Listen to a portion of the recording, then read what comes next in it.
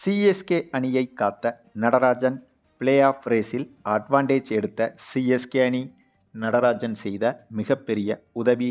நடராஜனை கொண்டாடும் சிஎஸ்கே ரசிகர்கள். அதாவது நடந்து வரும் இந்த ஐபிஎல் தொடரில் இன்றைய தினம் டெல்லி அணியும் லக்னோ அணியும் மோதியிருந்தது. இந்த இரு அணிகளுக்கு எதிரான போட்டி மீதான எதிர்பார்ப்பு என்பது கடந்த சீசனில் இருந்தே உச்சக்கட்ட எதிர்பார்ப்பாக மாறியிருக்கிறது. அதற்கு மிக முக்கிய காரணம், இந்த சீசனில் எப்படி சிஎஸ்கே அணியிலிருந்து ஜடேஜா ராஜஸ்தான் அணிக்கு சென்றாரோ, அதே போல ராஜஸ்தான் அணியிலிருந்து சஞ்சு சாம்சன் சிஎஸ்கே அணிக்கு வந்திருக்கிறாரோ, அதே போலத்தான் கடந்த சீசனிலேயே டெல்லி அணியில் இருந்த ரிஷப் பண்ட் லக்னோ அணிக்கு வந்திருந்தார். அதே போல லக்னோ அணியில் இருந்த கேஎல் ராகுல் டெல்லி அணிக்கு மாறிவிட்டார். ஆகவே இரண்டு முக்கியமான வீரர்கள் இந்த அணியில் நேருக்கு நேராக மாற்றப்பட்டனர். ஆகவேதான் கடந்த சீசனில் இருந்தே லக்னோ வெர்சஸ் டெல்லி அணி மோதும் போட்டி மீதான எதிர்பார்ப்பு என்பது உச்சக்கட்ட எதிர்பார்ப்பாகவே இருக்கும். அதிலும் குறிப்பாக லக்னோ அணி விளையாடுகிறது என்றால் லக்னோ அணியின் விளையாட்டை பார்ப்பதற்கு சில ரசிகர்கள் கூட்டம் இருந்தாலும் கூட லக்னோ அணியின் ஓனரின் செயல்பாடுகளை பார்ப்பதற்கே தனி ரசிகர்கள் கூட்டம் உருவாகியிருக்கிறது. ஏனென்றால் லக்னோ அணி சுமாராக செயல்பட்டால் லக்னோ அணியின் ஓனர் வந்துட்டு லக்னோ அணி கேப்டனையும் சம்பந்தப்பட்ட வீரர்களையும் களத்திலேயே வாங்குன்னு வாங்கிவிடுவார். அதுவும் மிகப்பெரிய சர்ச்சையாக மாறும். இந்த ஒரு விஷயமும் லக்னோ மோதும் போட்டிகளில் அடிக்கடி நிகழும். ஆக இத்தகைய எதிர்பார்ப்புகளுக்கு மத்தியில்தான் இன்றைய தினம் இந்த ஒரு போட்டி தொடங்கியது. அப்படி தொடங்கிய இந்த போட்டி லக்னோ அணியின் சொந்த மைதானத்தில்தான் நடைபெற்றது. பின்னர் இந்த போட்டி தொடங்கி டாஸை வென்ற டெல்லி அணி முதலில் பந்து வீசுவதாக முடிவு செய்திருந்தது. அதனைத் தொடர்ந்து பேட்டிங் செய்ய களமிறங்கிய லக்னோ அணியை பொறுத்தவரையில் இந்த முறையும் நம்முடைய ரிஷப் பண்ட் கடந்த சீசன் போலவே சொதப்பலாக அவுட் ஆகியிருந்தார். அதுவும் கடந்த சீசன் முழுக்கவே ரிஷப் பண்ட் மோசமாக விளையாடியிருந்தார். அதை இந்த சீசனின் இந்த முதல் போட்டியிலேயே மீண்டும் தொடர்ந்திருக்கிறார் ரிஷப் பண்ட். அதற்கு காரணம், ரிஷப் பண்டை பொறுத்தவரையில் இந்த போட்டியில் 9 பந்துகளை எதிர்கொண்டு வெறும் 7 ரன்கள் மட்டுமே எடுத்து அவுட் ஆனார். அதே சமயம் டெல்லி அணி பேட்ஸ்மேன்களை பொறுத்தவரையில் ஓப்பனிங் இறங்கிய மிட்சல் மார்ஷ் மட்டும் 35 ரன்கள் வரை எடுத்திருந்தார். இவரை தொடர்ந்து அப்துல் சமத் என்பவரும் அதிகபட்சமாக 36 ரன்கள் வரை எடுத்திருந்தார். இவர்களை தவிர்த்து மற்ற லக்னோ பேட்ஸ்மேன்கள் அனைவரும் சொற்ப ரன்களில் விக்கெட்டை இழந்தனர். அதற்கு மிக முக்கிய காரணம் நம்முடைய தமிழக வீரர் நடராஜன் தாங்க.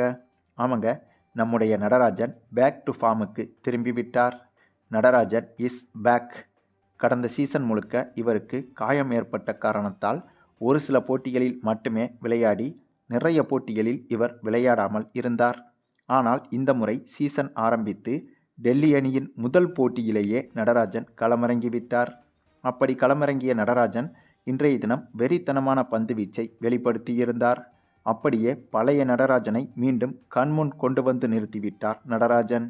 4 ஓவர்கள் வீசிய நடராஜன் இந்த போட்டியில் வெறும் 29 ரன்கள் மட்டுமே கொடுத்து 3 விக்கெட்டுகளை கைப்பற்றியிருந்தார். அதாவது இவர்தான் மேன் ஆஃப் த மேட்ச் விருதையும் வாங்கும் அளவுக்கு நம்பர் 1 பெர்ஃபார்மன்ஸை வெளிப்படுத்தியிருந்தார். ஏனென்றால் இவரை தவிர்த்து மற்ற யாருமே டெல்லி அணி பவுலர்களில் 2 விக்கெட்டை கடந்து வீழ்த்தவில்லை. நடராஜன் மட்டுமே 3 விக்கெட்டுகளை வீழ்த்தியிருந்தார். அதுவும் முக்கியமாக அதிரடியாக விளையாடி வந்த பேட்ஸ்மேன்களின் விக்கெட்டுகளை வீழ்த்தியது நடராஜன் தான்.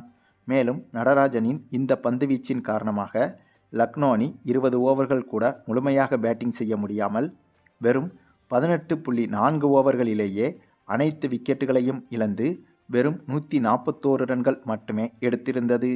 இந்த இலக்கு என்பது மிக மிக குறைவான இலக்குதான். கிட்டத்தட்ட சிஎஸ்கே அணியின் பேட்டிங்கை பார்த்தது போலத்தான் இந்த போட்டியில் அமைந்திருந்தது. அந்தளவுக்கு லக்னோ பேட்ஸ்மேன்கள் மோசமாக பேட்டிங் செய்திருந்தனர் என்று சொல்வதை விட டெல்லி அணியின் பந்துவீச்சு என்பது சிறப்பாக இருந்தது என்றுதான் சொல்ல வேண்டும். குறிப்பாக நடராஜனின் பந்துவீச்சு. பின்னர் 142 ரன்கள் எடுத்தால் வெற்றி என்ற இலக்கோடு களமிறங்கிய டெல்லி அணியை பொறுத்தவரையில் டெல்லி அணியும் கூட அவ்வப்போது சில விக்கெட்டுகளை இழந்து தடுமாறினாலும் இலக்கு என்பது மிகவும் குறைவாக இருந்ததால் ஓரளவுக்கு நிதானமாக விளையாடி இந்த போட்டியில் டெல்லி அணி வெற்றி பெற்றது. அதுவும் டெல்லி அணியின் இந்த ஒரு வெற்றி என்பது இந்த சீசனில் மிக முக்கிய வெற்றியாக பார்க்கப்படுகிறது. ஏனென்றால் இதற்கு முன்பு இந்த சீசனில் விளையாடிய அனைத்து போட்டிகளிலும், அதாவது இதற்கு முன்பு நடைபெற்ற அனைத்து போட்டிகளிலும் சொந்த மைதானத்தில் விளையாடிய அணிகள் மட்டும்தான் வெற்றி பெற்றிருந்தது. ஆனால் முதல் முறையாக இந்த போட்டியில்தான் சொந்த மைதானம் அல்லாத டெல்லி அணி இந்த போட்டியில் வெற்றி பெற்றிருக்கிறது. ஆகவே டெல்லி அணியின் இந்த ஒரு வெற்றி என்பது மிகவும் குறிப்பிடத்தக்க வெற்றியாக பார்க்கப்படுகிறது.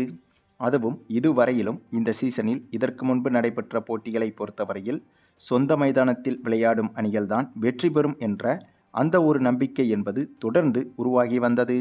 அந்த ஒரு நம்பிக்கையை தகர்த்தெறிந்து முதல் முறையாக சொந்த மைதானம் அல்லாத டெல்லி அணி இந்த போட்டியில் லக்னோ அணியின் சொந்த மைதானத்திலேயே லக்னோ அணியை வைத்து சம்பவம் செய்திருக்கிறது. அதற்கு மிக முக்கிய காரணம் நம்முடைய நடராஜன் தாங்க. அதுவும் இந்த மனுஷன் கடந்த சீசனுக்கு முன்பு வரையிலும் சூப்பராக தாங்க விளையாடி வந்தார். எப்போது ஹைதராபாத் அணியிலிருந்து இவர் கலட்டி விடப்பட்டாரோ அப்போதிலிருந்தே இவருக்கு பல சிக்கல்கள் ஏற்பட்டது. குறிப்பாக காயம் என்பது அடிக்கடி இவருக்கு ஏற்பட்டு நிறைய போட்டிகளில் விளையாட முடியாமலும் போனது. அப்படிப்பட்ட சூழ்நிலை இப்போது மாறி இந்த சீசனில் வெறித்தனமான ஃபார்மில் நடராஜன் தொடங்கியிருக்கிறார். ஆகவே நடராஜனின் இந்த ஒரு செயல்பாடு என்பது இந்த சீசன் முழுக்க தொடர வேண்டும் என்பதுதான் நம்முடைய எதிர்பார்ப்பாகவும் இருக்கிறது. மேலும் டெல்லி அணியின் இந்த ஒரு வெற்றி என்பது சிஎஸ்கே அணிக்கும் மிகப்பெரிய நல்லதை புள்ளிப்பட்டியலில் செய்திருக்கிறது. அதுவும் நடராஜனின் கையாலேயே சிஎஸ்கே அணிக்கு மிகப்பெரிய நல்ல விஷயம் நடந்திருக்கிறது. ஏனென்றால் நாம் வழக்கமாக சொல்வது போல சிஎஸ்கே அணி விளையாடும் போட்டிகளை தாண்டி மற்ற அணிகள் விளையாடும் போட்டிகளின் வெற்றி தோல்விகளும் கூட சிஎஸ்கே அணியை அதிகமாக பாதிக்கும். ஏனென்றால் இதற்கு முன்பு வரையிலும் சிஎஸ்கே அணி மிகவும் பலம் வாய்ந்த அணியாகத்தான் இருந்து வந்தது. ஆனால் சமீப காலமாக, அதாவது கடந்த சீசனிலிருந்து சிஎஸ்கே அணி பலம் குறைந்த அணியாகத்தான் இருந்து வருகிறது. ஆகையால் இப்போது சிஎஸ்கே அணி விளையாடும் போட்டிகளில் சிஎஸ்கே அணி அடையும் வெற்றி தோல்விகளை தாண்டி மற்ற அணிகள் விளையாடும் போட்டிகளின் வெற்றி தோல்விகளும் கூட சிஎஸ்கே அணியின் பிளே ஆஃப் வாய்ப்பை பாதிக்கக்கூடிய வாய்ப்புகள் இருக்கிறது. முன்பெல்லாம் மற்ற அணிகளின் வெற்றி தோல்விகளை சிஎஸ்கே அணி பார்க்கவே தேவையில்லை. தொடர்ச்சியாக 14 போட்டிகளில் 8 போட்டிகளுக்கு மேல் வெற்றி பெற்று எளிதாக பிளே ஆஃபுக்குள் சிஎஸ்கே அணி சென்றுவிடும். ஆனால் சமீப காலமாக 6-7 போட்டிகளில் வெற்றி பெறுவதற்கே சிஎஸ்கே அணி திணறி வருகிறது. அந்த வரிசையில் இன்றைய தினம் டெல்லி அணி வெற்றி பெற்றதால் பிளே ஆஃப் ரேஸில் சிஎஸ்கே அணிக்கு மிகப்பெரிய பாசிட்டிவான நிலைமை உருவாகியிருக்கிறது. அதற்கு மிக முக்கிய காரணம், நாம் வழக்கமாக சொல்வது போல சிஎஸ்கே அணியை பொறுத்தவரையில் லக்னோ அணிக்கு எதிரான வெற்றி சதவீதத்தை காட்டிலும் டெல்லி அணிக்கு எதிரான வெற்றி சதவீதம் என்பது சிஎஸ்கே அணிக்கு அதிகமாகும். ஆகவே அதன்படி பார்த்தால் எந்த அணிகளுக்கு எதிராக சிஎஸ்கே அணியின் வெற்றி சதவீதம் அதிகமாக இருக்குமோ அந்த அணிகள் தான் ஆரம்பத்தில் வெற்றி பெறுவது என்பது சிஎஸ்கே அணிக்குத்தான் சாதகமாக மாறும். ஏனென்றால் இதுபோல ஆரம்பத்திலேயே, அதாவது சீசன் தொடங்கிய ஆரம்பத்திலேயே சிஎஸ்கே அணியிடம் அதிக தோல்வி சதவீதத்தை வைத்திருக்கும் அணிகள் வெற்றிகளை குவித்து வரும்போது கடைசி நேரத்தில் பிளே ஆஃப் ரேஸுக்குள் நுழையும் அந்த தருவாயில் இதுபோன்ற அணிகள்தான் சிஎஸ்கே அணியை வீழ்த்த வேண்டிய கட்டாயத்திற்கு தள்ளப்படும். அந்த சமயத்தில் சிஎஸ்கே அணியும் இதுபோன்ற அணிகளும் மோதும்போது சிஎஸ்கே அணி இதுபோன்ற அணிகளை வீழ்த்தி எளிதாக பிளே ஆஃபுக்குள் சென்றுவிடும். இதுவே சிஎஸ்கே அணி வீழ்த்துவதற்கு கடினமான அணிகளாக இருக்கும் அணிகள் இந்த ஆரம்ப கட்டத்தில் வெற்றி பெற்றுவிட்டு கடைசி நேரத்தில் அந்த அணிகளும் கடுமையாக போராடி பிளே ஆஃப் ரேஸுக்குள் நுழைய வேண்டிய கட்டாயம் ஏற்படும் போது அந்த சமயத்தில் சிஎஸ்கே அணியும் அந்த பலம் வாய்ந்த அணியும் மோதும்போது சிஎஸ்கே அணி தோல்வியடைவதற்கான வாய்ப்புகள் நிறைய இருக்கிறது. ஆகவேதான் அந்த அடிப்படையில் பார்க்கும்போது இந்த போட்டியில் டெல்லி அணி வெற்றி பெற்றது என்பது சிஎஸ்கே அணியின் பிளே ஆஃப் வாய்ப்பை மேலும் பிரகாசமாக மாற்றியிருக்கிறது. சரி, நீங்கள் சொல்லுங்கள், இன்று நடைபெற்ற டெல்லி வெர்சஸ் லக்னோ அணிகள் மோதிய இந்த போட்டியை பற்றியும், குறிப்பாக நம்முடைய நடராஜனின் வெறித்தனமான பந்து வீச்சை பற்றியும், நடராஜனின் பந்து வீச்சால் டெல்லி அணி வெற்றி பெற்றதோடு சிஎஸ்கே அணிக்கும் அது சாதகமாக மாறியதை பற்றியும் உங்களுடைய கருத்துக்களையும் கமெண்டில் தெரிவிங்க. மேலும் இந்த வீடியோ பிடிச்சிருந்தா லைக் பண்ணுங்கள், மற்ற அனைவருக்கும் ஷேர் பண்ணுங்கள், மறக்காமல் நம்ம சேனலை சப்ஸ்கிரைப் பண்ணுங்கள்.